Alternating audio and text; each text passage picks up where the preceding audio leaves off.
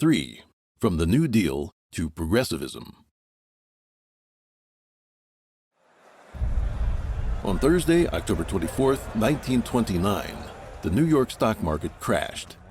The crisis spread from the financial sector to the entire economy, sparing none of the major developed nations of the West. Unemployment spiked to over a quarter of the population, and the total number of unemployed exceeded 30 million. Apart from the Soviet Union, industrial production in major industrial countries dropped by an average of 27%. In early 1933, within 100 days of Roosevelt's inauguration, many bills were introduced around the theme of solving the crisis. The policies increased government intervention in the economy and passed major reforms.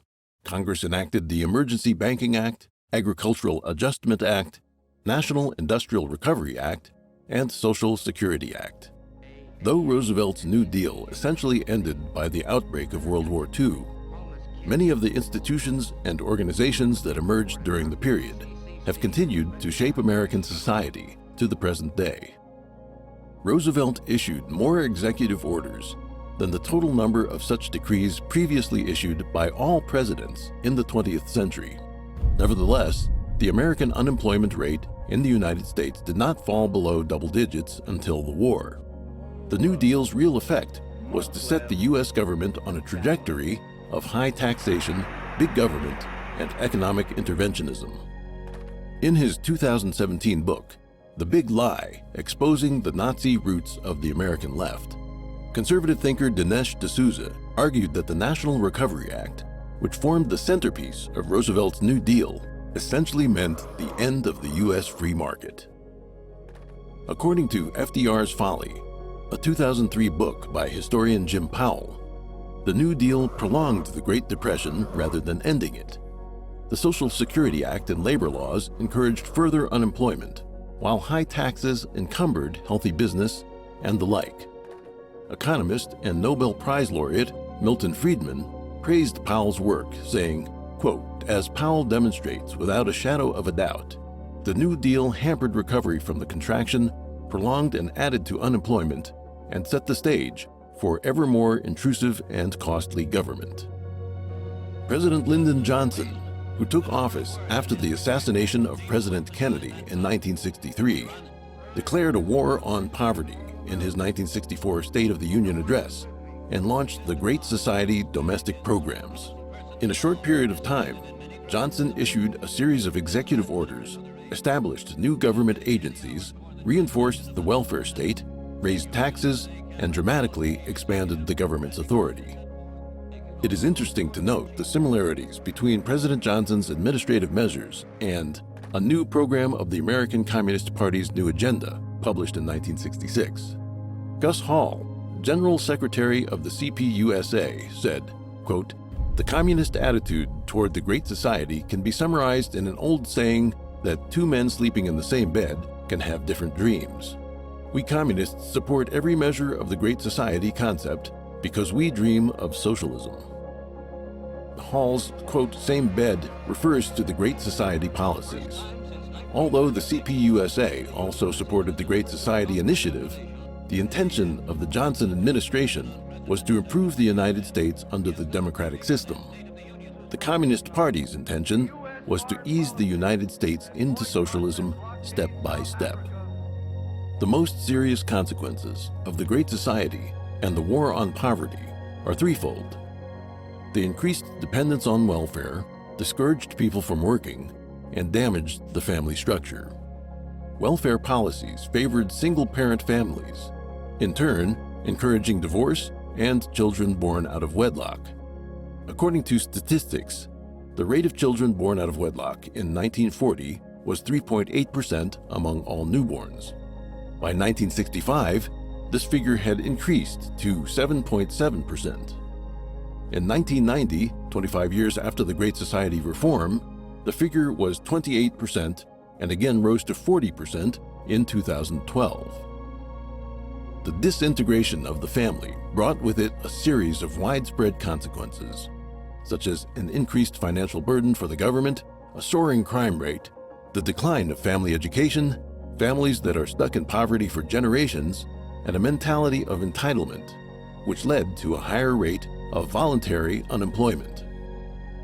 A quote attributed to Scottish historian and jurist Lord Alexander Fraser Tytler says, quote, "A democracy cannot exist as a permanent form of government.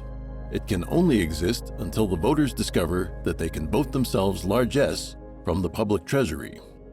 From that time on, the majority always votes for the candidate promising the most benefits from the public treasury, with the results that a democracy always collapses over loose fiscal policy, always followed by a dictatorship. As the Chinese saying goes, quote, "From thrift to extravagance is easy, but the opposite is difficult."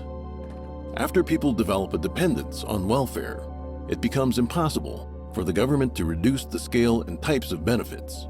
The Western welfare state has become a political quagmire for which politicians and officials have no solution. In the 1970s, the extreme left gave up the revolutionary terms that kept the American people on guard and replaced them with the more neutral-sounding liberalism and progressivism. Readers who lived in communist countries are no stranger to the latter, as progress has been used by the Communist Party as a quasi-synonym for communism. For example, the term progressive movement referred to the communist movement, and progressive intellectuals referred to pro-communist individuals or underground members of the Communist Party. Liberalism, meanwhile, is not substantially different from progressivism, as it carries the same connotation of high taxes, expansive welfare, big government, rejection of religion, morality, and tradition, the use of social justice as a political weapon, political correctness, and the militant promotion of feminism, homosexuality, sexual perversity, and the like. We do not intend to point fingers at any political figure or individual, for it is indeed difficult to make correct analysis and judgments in the midst of complex historical developments. It is clear that the specter of communism has been at work in both the East and West since the beginning of the 20th century. When violent revolutions succeeded in the East, it spread the influence of communism to the governments and societies of the West, shifting them ever leftward. 4. The Cultural Revolution of the West. The 1960s, a watershed moment of modern history, saw an unprecedented counterculture movement sweeping from east to west, in contrast to the Cultural Revolution of the Chinese Communists. The Western counterculture movement appeared to have multiple focuses, or rather to lack any focus. Over the decade from the 1960s to the 1970s, the mostly young participants of the counterculture movement were motivated by various pursuits. Some opposed the Vietnam War, some fought for civil rights, some advocated for feminism and denounced father figures, some strove for homosexual rights. Topping this off was a dazzling spectacle of movements against tradition and authority that advocated sexual freedom, hedonism, narcotics, and rock music.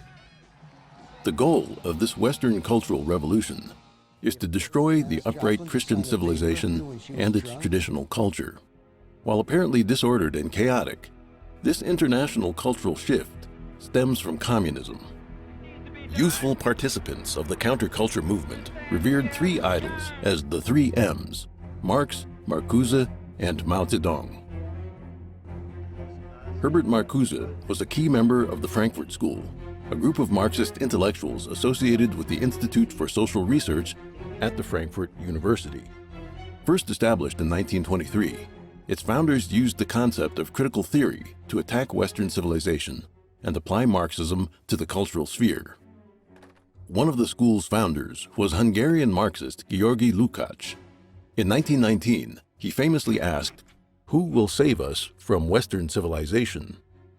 Elaborating on this, he said that the West is guilty of genocidal crimes against every civilization and culture it has encountered. American and Western civilization, according to Lukács, are the world's greatest repositories of racism, sexism, nativism, xenophobia, anti-Semitism, fascism, and narcissism. In 1935, the Frankfurt School Marxists relocated to the United States and became affiliated with Columbia University in New York. This gave them an opening to disseminate their theories on American soil. With the assistance of other leftist scholars, they corrupted several generations of American youth. Combining Marxism with Freudian pansexualism, Marcuse's theories catalyzed the sexual liberation movement.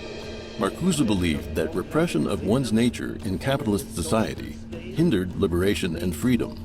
Therefore, it was necessary to oppose all traditional religions, morality, order, and authority in order to transform society into a utopia of limitless and effortless pleasure. Marcuse's famous work, Eros and Civilization, occupies an important place among the vast amount of works of Frankfurt scholars for two specific reasons. First, the book combines the thoughts from Marx and Freud and turns Marxist critiques on politics and economy into a critique on culture and psychology. The book also built bridges between Frankfurt theorists and the young readers, enabling the cultural rebellion of the 1960s. Marcuse said, quote, "The counterculture movement can be called a cultural revolution, since the protest is directed toward the whole cultural establishment, including the morality of existing society. There is one thing we can say with complete assurance. The traditional idea of revolution and the traditional strategy of revolution has ended. These ideas are old-fashioned. What we must undertake is a type of diffused and dispersed disintegration of the system." Few among the rebellious youths could grasp the mysterious theories of the Frankfurt School, but Marcuse's ideas were simple. Be anti-tradition, anti-authority, and anti-morality. Indulge in sex, drugs, and rock and roll without restraint. Quote, "Make love, not war. As long as you say no to all authority and social norms, you are counted as a participant in the noble revolutionary cause." It was so simple and easy to become a revolutionary. Little wonder it attracted so many young people at that time.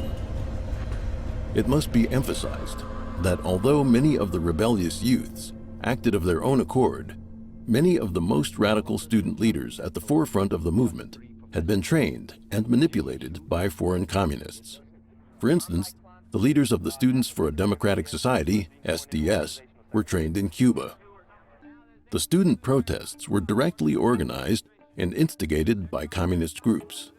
The extreme left Weathermen faction split off from the Students for a Democratic Society and announced in a 1969 statement, quote, "The contradiction between the revolutionary peoples of Asia, Africa, and Latin America and the imperialists headed by the United States is the principal contradiction in the contemporary world. The development of this contradiction is promoting the struggle of the people of the world against U.S. imperialism and its lackeys." These words were written by Lin Biao, then the second most powerful leader of Communist China, and came from his series of articles called, quote, "Long Live the Victory of People's War." Just as the Cultural Revolution wrought irreversible damage upon Chinese traditional culture, the counterculture movement caused a titanic upheaval in Western society. First, it normalized many subcultures that belonged to the lower fringes of society or were deviant variations of mainstream culture. Sexual liberation, drugs, and rock and roll rapidly eroded the moral values of the youth and turned them into a dormant, corrosive force that was against God, against tradition, and against society. Second, the counterculture movement set a precedent for chaotic activism and fostered a wide range of antisocial and anti-American ways of thinking, setting the stage for the street revolution that would follow. Third, after the youth of the 1960s ended their activist lifestyle, they entered universities and research institutes, completed their master's degrees and doctorates, and entered the mainstream of American society. They brought the Marxist worldview and its values into education, media, politics, and business, furthering a nonviolent revolution across the country. Since the 1980s, the left has largely taken over and established strongholds in the mainstream media, academia, and Hollywood. The presidency of Ronald Reagan briefly reversed this trend, only for it to restart in the 1990s and reach a peak in recent years.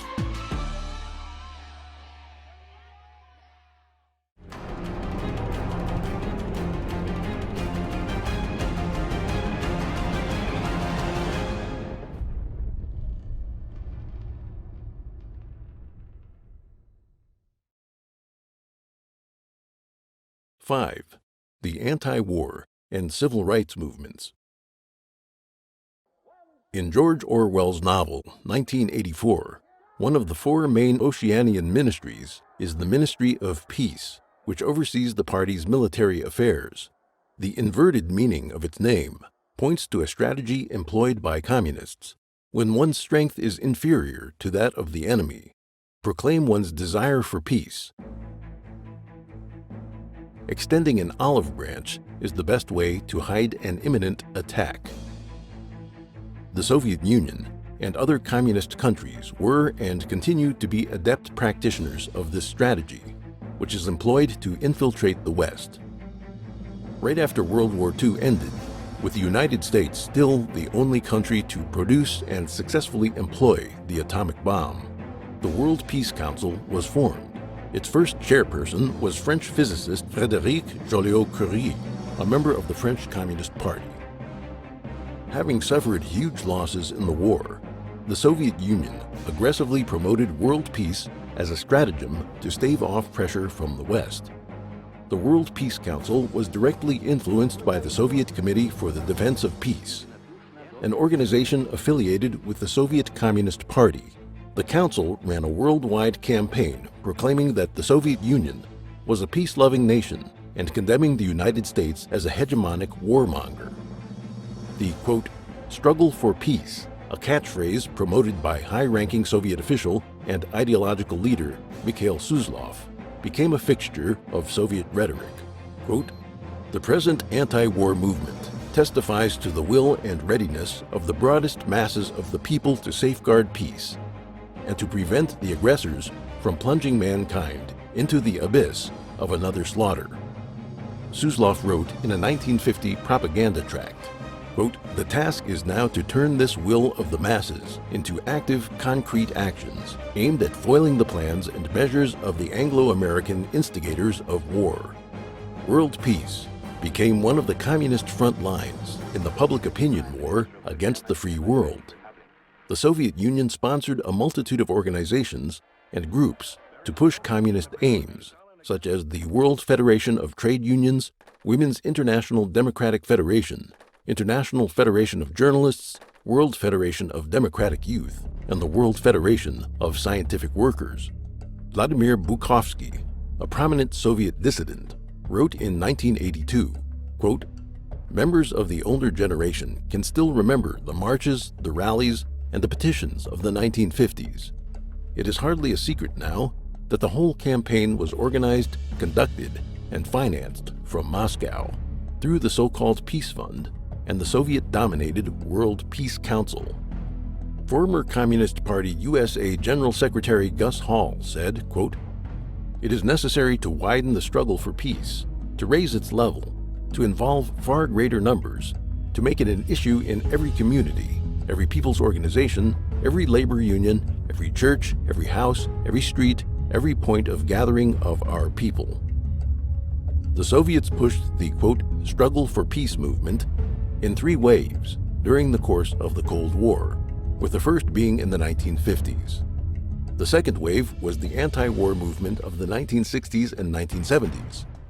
Stanislav Lunev, a former officer of the Soviet GRU, military intelligence, who defected to the United States in 1992, said that, quote, the GRU and the KGB helped to fund just about every anti-war movement and organization in America and abroad. Ronald Radosh, a former Marxist and activist during the anti-Vietnam War movement, admitted, quote, our intention was never so much to end the war as to use anti-war sentiment to create a new revolutionary socialist movement at home. The third major anti-war movement took place during the early 1980s, when the United States strategically placed intermediate-range nuclear missiles in Europe. Anti-war protesters demanded that both the United States and the Soviet Union limit their nuclear arsenals. And in 1987, the Intermediate-Range Nuclear Forces Treaty, INF, was created. Given the lack of free speech and political transparency in the Soviet bloc, the treaty terms could only be effectively guaranteed in the democratic West. Following the Cold War, and the onset of the War on Terror, organizations with communist or radical left-wing ties continued to play a major role in steering the U.S. anti-war movement. Communists also made efforts to hijack the American civil rights movement. As early as the late 1920s, the Communist Workers' Party of America believed there to be great potential for revolution among Black Americans. A communist propaganda handbook published in 1935, The Negroes in a Soviet America, proposed a racial revolution in the South, including the establishment of a Negro Republic to be combined with the overall proletarian revolution. In the 1960s, elements of the civil rights movement received support from the Soviet and Chinese Communist parties. The extremist Revolutionary Action Movement and the Maoist Black Panther Party were supported or directly influenced by the CCP. In the summer of 1965, several American cities were torn by race riots. After Leonard Patterson withdrew from the Communist Party USA, he testified that those leading the violent African American organizations enjoyed the party's strong support. Both he and Hall had received training in Moscow.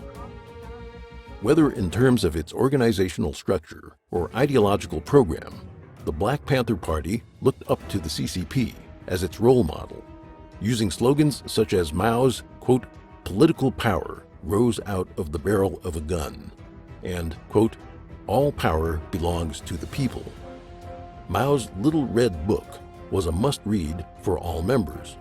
Like the CCP, the Black Panthers advocated violent revolution. One of the Panthers' leaders, Eldridge Cleaver, predicted in 1968 a wave of terror, violence, and guerrilla warfare. At many Black gatherings, participants waved the Little Red Book, mimicking the Red Guards, who were doing the same thing in China. The civil rights movement successfully brought race relations into public discussion and helped Americans heal some of the nation's deepest divides through peaceful means, such as legislation, demonstrations, boycotts, and education. However, left-wing revolutionaries have continued to use racial conflict as a springboard for their radical agendas.